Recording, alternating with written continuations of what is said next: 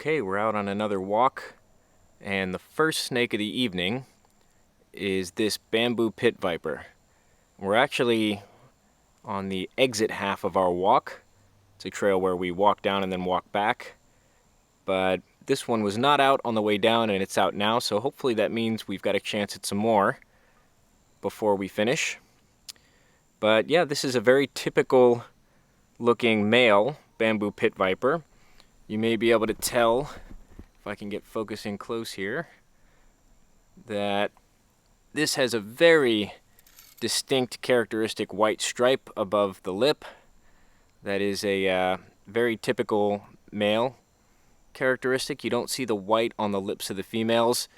The more you get used to this species, the more you can kind of tell from head shape and things like that as well. The males tend to have a slightly slimmer head profile than the females do. But really cool find. We found a handful of bamboos lately, so I won't spend too much more time on it. But yeah, good sign for the rest of the night, hopefully, and we'll check back in if we find something else.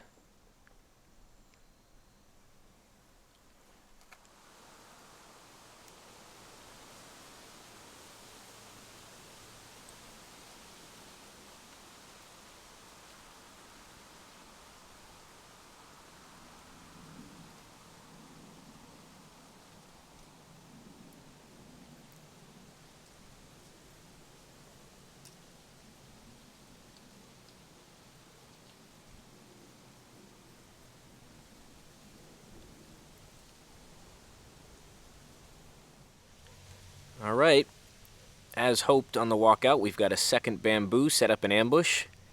This is a super typical position for them to be in, just low in the shrubs and tall grass, facing out towards any semi-open area so that they can get a clean shot at something that runs by. But this one looks like it might be a small female. A little bit hard to tell at this size and from this position, but doesn't seem to have as distinctive striping. Doesn't look like any on the jaw, so I'd guess a female, but kind of hard to say. Anyhow, seems like these little snakes are moving, so if we find any more, we'll check back in.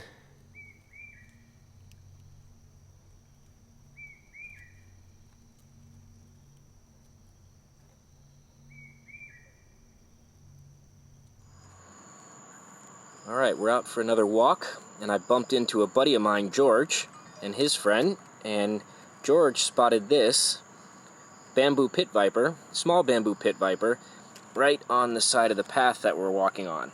So you can see here, this is the path, and it's set up in the shrubs, facing the wall, which is very typical bamboo viper behavior. They like to do that because they're kind of camouflaged, but it's easy for them to strike out and tag anything that runs by on the open wall surface.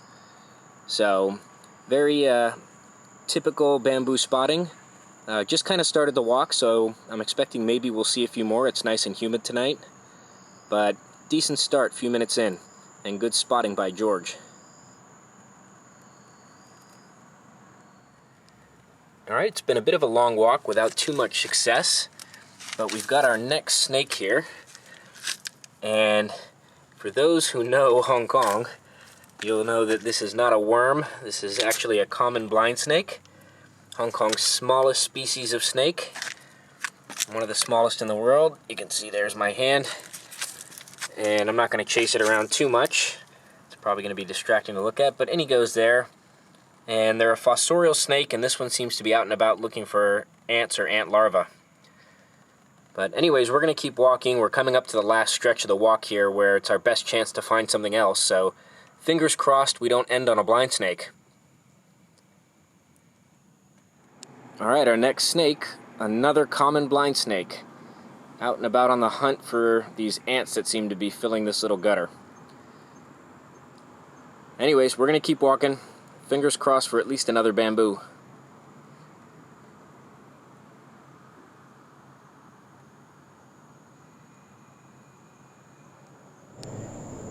Okay, we're out for another night, and lots of fun just now, walking along the path, and bumped into this young adult many banded krait. So this is my first many banded krait of the year. And these are Hong Kong's most toxic snake, drop for drop from a venom standpoint. But they're actually quite docile. They're nocturnal, so I mean, they're a pretty common snake, so they definitely do come into contact with people in villages and things like that, but certainly not as much as some of the diurnal snakes. So pretty, I suppose, dangerous snake from a toxicity standpoint, but not very dangerous from a likelihood of an encounter standpoint. But regardless, they're pretty fantastic. They have a very typical I'm super venomous look about them with the super high contrasting white and black bands. And you can see here the bands are actually quite tight, especially as you get down towards the tail. And that's characteristic of the many banded. There's another krait species in Hong Kong called the Banded Krait, which is a lot larger than this species, and has very wide-spaced bands that are yellow and black.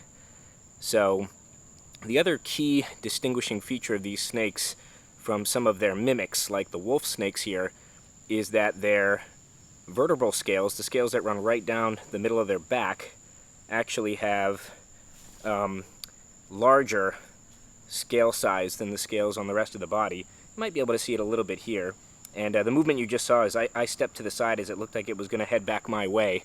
And it did a very typical krait maneuver. It's also common in the coral snakes, where they just kind of have this full body twitch and they flatten themselves out. You can see their body's a little bit keeled, actually, a little bit triangular. And this is a very typical position for a many banded krait to go in, and that's a very typical action for them to take when they feel a little bit threatened. So obviously I don't want to stress this one out. We're gonna finish filming here and then let it get on its way. But I mean, I'm literally just at the start of my walk and this one was out and about, so pretty cool find. Hopefully that means more to come. And if that's the case, we'll check back in.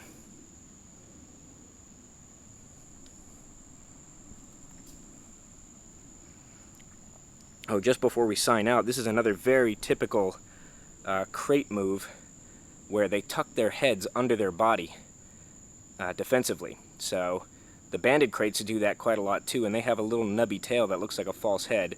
The many bandeds here, you can see the tail is pretty normal tail proportions, but they love to hide their heads under their body like this, and that makes it a little bit difficult for a predator to figure out where they should be biting to avoid getting an envenomation. So pretty cool display. Alright, that'll do us. Give you one last look at the triangular keeled shaped body, and we will sign out and check back in with the next find.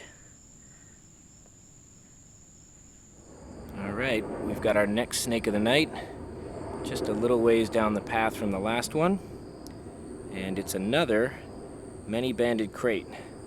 This time it's a little juvenile. I would say probably a yearling. It's not neonate size, maybe born at the end of last year or last summer. And it's just on the hunt. And this is very typical many banded krait style. Really not too bothered about me, even though I'm relatively close here. The last one you saw, obviously it was a little bit agitated by me as I walked up out on the path, but this one's much more characteristic. I'm pretty close to it. There's a little bit of a root between me and it, and the camera between me and it, obviously, but it's not bothered by the light or me, and it's just moving around on the hunt. And you can see here a little bit, if it comes out, the heads on the juveniles are actually a little bit more white, and they darken up as they mature.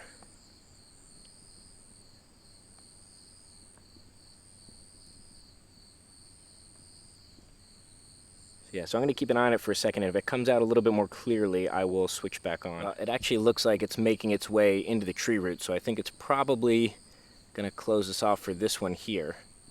But very cool second find. Again, still quite early in the walk. We're actually still just walking in.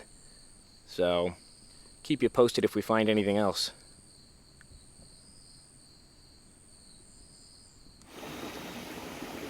All right, folks, well, my big camera's run out of battery, but you may be able to see here there are two wattle-neck softshell turtles in the riverbed here. Very, very cool situation.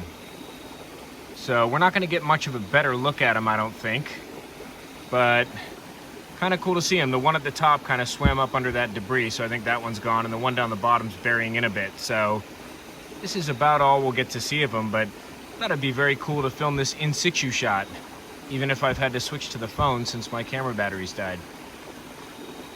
But cool find.